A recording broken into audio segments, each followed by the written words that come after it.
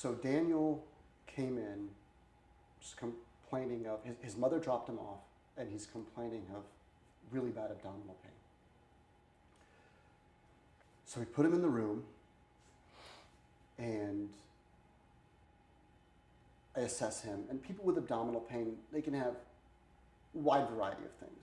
Most of the time we see people with abdominal pain, it's a little bit of, acid reflux type pain, maybe, a mild case of gallstones or what have you.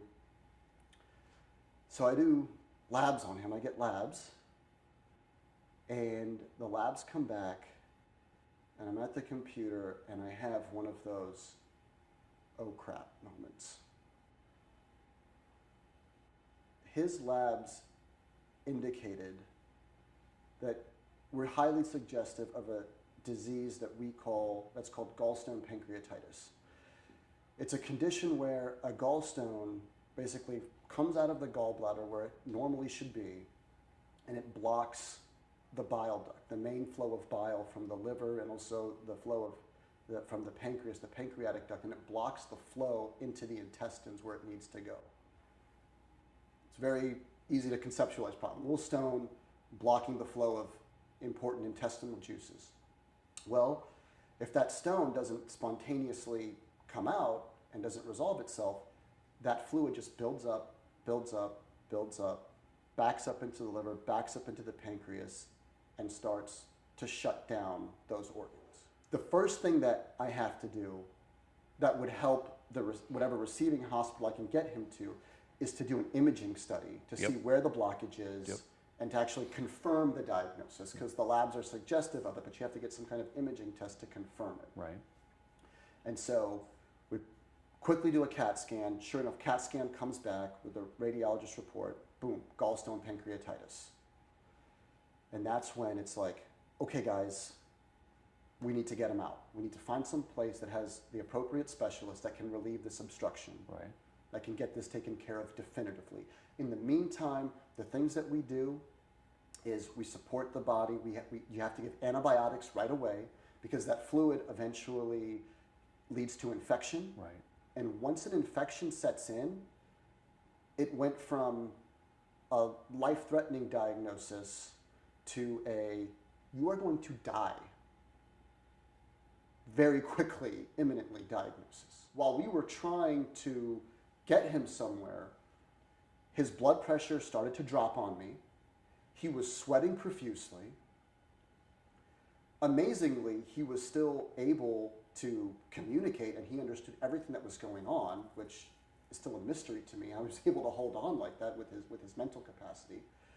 And his blood work even showed that his kidneys were shutting down, which is we know how this disease plays out. And so this went from life-threatening to he's dying in front of you. Yes. So I had to do more resuscitative measures, start him on very powerful medicine to keep his blood pressure up, provide him as much IV fluids as his body can tolerate. We're making phone calls. Sorry. Places had the specialist to do the procedure, but because of how sick he was, they didn't have an ICU bed to put him. So that's why they couldn't accept him. So then I'm at my computer, and I'm just like, scratching my head. I'm like, and I get this thought in my head. I'm like, oh, what if I put this on Facebook or something? Maybe someone can help out. And I'm thinking to myself, yeah, that'd be interesting. And so I'm like, screw it. Let me just post this on there. So I typed in all caps. I go, emergent, patient in my ER, lactic acid 12.7. So a lactic acid is one of the main labs we use to designate how sick someone is. When a lactic acid is over 2, someone's sick. His is 12.7. I can't recall the last time I've seen a lactic acid level that high. He's dying. He's dying. Lactic acid 12.7, gallstone pancreatitis, needs ERCP, which is the procedure to get done. He's in the ER now. I'm the ER doc. We'll fly anywhere. Post it. Moderators quickly approved it. My Facebook Messenger starts blowing up. People who couldn't help started bumping the post to get more exposure, and then doctors started messaging me. One doc messaged me, hey, I'm in Missouri. last time I checked, we have ICU beds. We can do this. Call this number. I call the number. I speak to the transfer center. The guy on the transfer center is like, sorry, we're only open for STEMIs right now. STEMI is a heart attack. We can only take in heart attack patients. I said, okay, thank you. And the guy messaged me back. He said, did you call the number? I'm like, yeah, man, I did. Unfortunately, they're closed, only open for STEMIs. He's like, man, I'm really sorry, okay? Wish you the best of luck. I said, thanks. The next guy messages me. He's a GI specialist. He goes, I'm in Austin. I can do his procedure. Get him over to me. I said, okay, great, let's go. Tell me where, give me the number I got to call, everything. He texts me back 5 minutes later. I'm sorry, I can't get administrative approval to accept him. We're full. I said, okay, thanks. By that time, I had texted Dane, Dr. Pawlowski. He's another ER physician here. He's the on-site medical director. I'm the regional director that oversees a bunch of different sites. He's the site medical director. So I texted him like, Dane, can you help out here? This is what I got going on.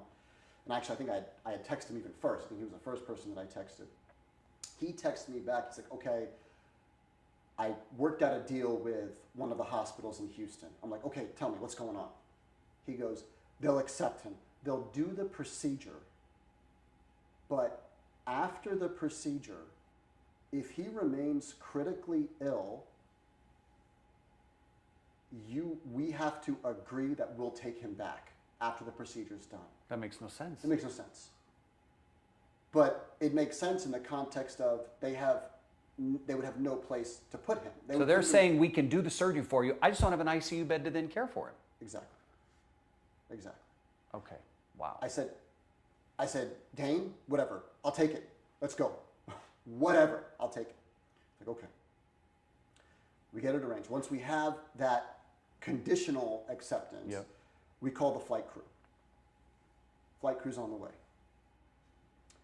Meanwhile, God bless Jill, the nurse who was working with me, she was still just making phone calls to see if we can get, full acceptance or following up with other places.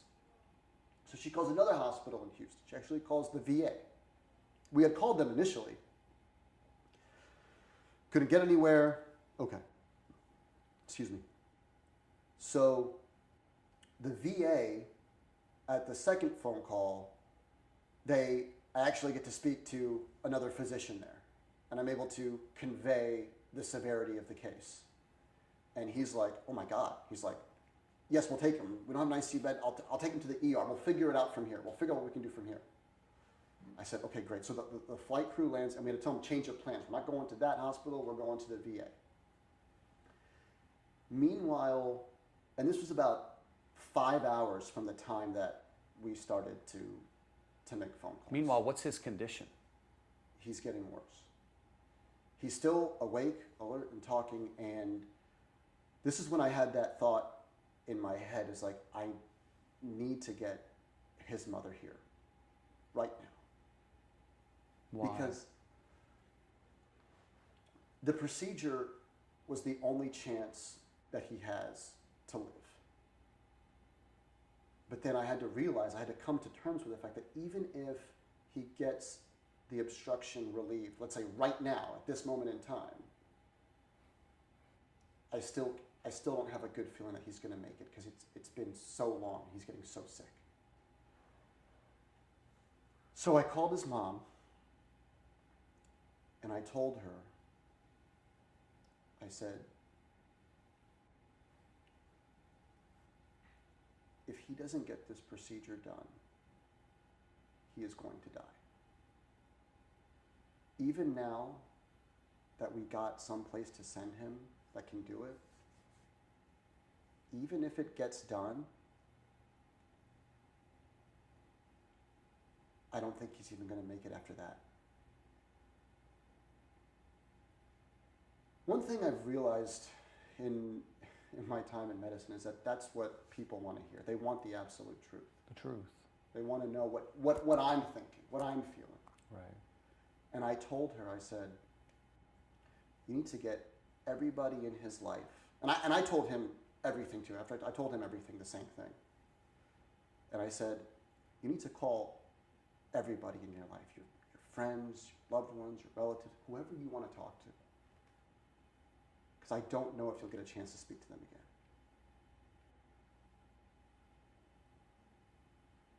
again. And, you know, amazingly, he's completely aware of everything that's going on, and he understands. And I also had to have the discussion with him is that I said, Dan, I said, if your heart stops in front of me right here, if you have what we call a code, or a code blue event, if you code on me right here, what do you want me to do? Do you want me to do everything we can to resuscitate you and try and get your heart back? And I said, if that were to happen, Dan, if I were to get you back, we're still in that position where we're in right now, where we don't have a place to send you. I'd had this conversation with him before I'd gotten official acceptance. What did he say? He said, I want to talk to my mom about that.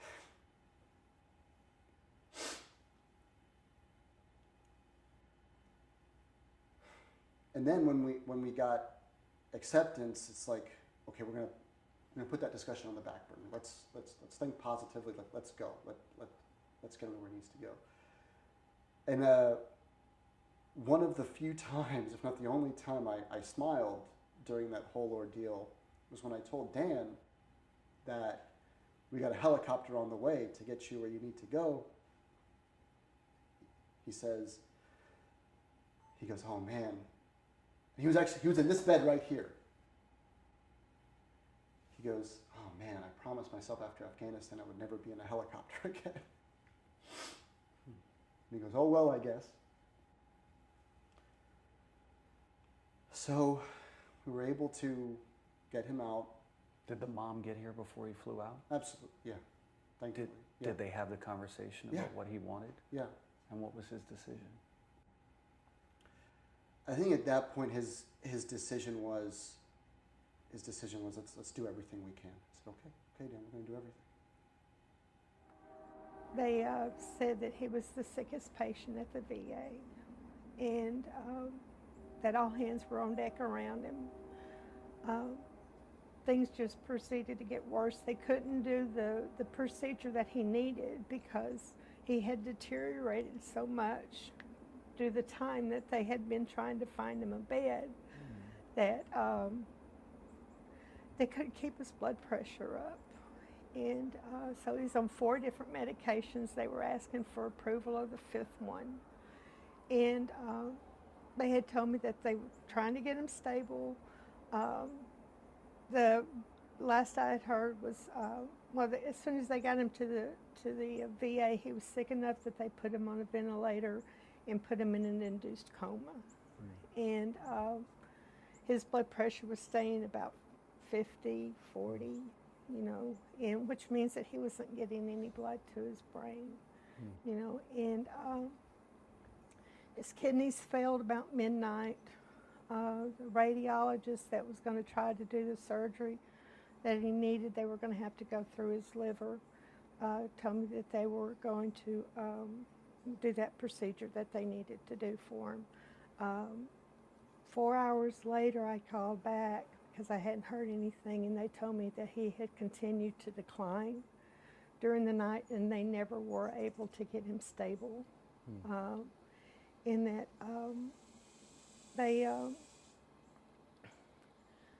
so they weren't able to do the procedure on him because it had been too long, and told me that they had seen air pockets in his intestines, which means that they were already starting to die off.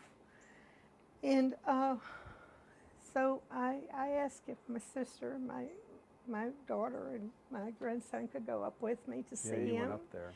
And they let us in to see him. Before they did, they sat me down in a room, and they told me how bad he was, and that it would be a miracle for him to come out or improve at all. And if he did, he wouldn't be himself. He would have pretty much been a vegetable. And so they told me that I had to make a decision. And I knew how Danny felt. He didn't want to be that way. And so we were all in agreement that we had to let him go. And I just feel that every minute that they had to wait trying to get him ICU bed, um, he was dying. And it just, to the point that it was just too late. He loved his country. He served 2 deployments over in Afghanistan, came home with a Purple Heart, and it was a gallstone that took him out. And I just, other people are sick, and they need to have access to medical care. And so something needs to be done, to realize that there's other people in this world, just not the COVID patients, which my heart goes out to them. But if they can set up, in the first part of the pandemic, they had all the hospitals, that they'd throw up in a couple of days. The field ship, hospitals. the field hospitals, in the ships and everything. There's none of that. Something needs to be fixed. What would you say anything to the governor of Texas, because he could request a hospital ship? I would ask him to bring in the ships, put up the field hospital. I know that there's a shortage on the medical, staff now because of all the stress that they've been under.